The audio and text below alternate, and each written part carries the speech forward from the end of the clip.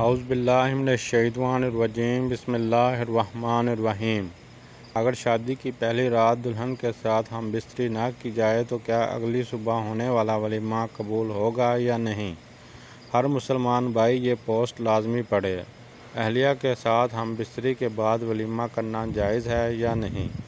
اہم شرعی مسئلہ جس بارے میں جاننا بہت ضروری ہے۔ شادی کی تقریبات میں ولیمہ ایک ایسا عمل ہے جو مسنون ہے، یعنی نبی کریم صلی اللہ علیہ وآلہ وسلم نے اس کا حکم دیا ہے۔ آپ نے خود بھی اپنی شادیوں کا ولیمہ کیا ہے۔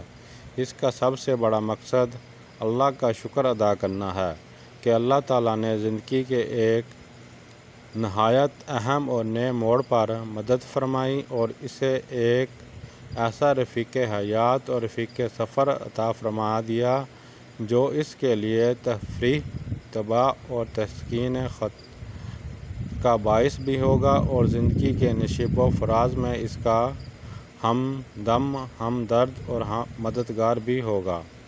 حضرت زینب رضی اللہ تعالیٰ عنہ اور حضرت صفیہ رضی اللہ تعالیٰ عنہ دونوں کے ساتھ نکاح کے بعد جب رسول اللہ صلی اللہ علیہ وآلہ وسلم نے خلوت فرمائی تو حدیثوں میں ہے کہ اس کے بعد دوسرے دن آپ صلی اللہ علیہ وسلم نے ولیمے کی دعوت کی۔ اس سے اسی بات کا اثبات ہوتا ہے کہ ولیمہ نکاح سے پہلے نہیں ہے بلکہ نکاح کے بعد ہونا چاہیے، البتہ شبہ بشبہ کے بعد دوسرے روز ہی ضروری نہیں بلکہ 2-3 دن کے وقفے کے بعد بھی جائز ہے۔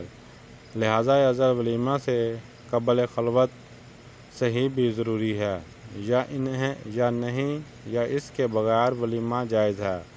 بعض لوگ سمجھتے ہیں اور کہتے ہیں کہ ہم بستری سے پہلے ولیمہ جائز نہیں، لیکن ایسا سمجھنا صحیح نہیں، کیونکہ بعض دفعہ پہلی رات کو جب خلوت میں میاں بیوی کی ملاقات ہوتی ہے تو عورت کے حیض کے ایام ہوتے ہیں، اس لیے ایسی حالت میں بوسہ اور کنار سے زیادہ کچھ نہیں ہو سکتا۔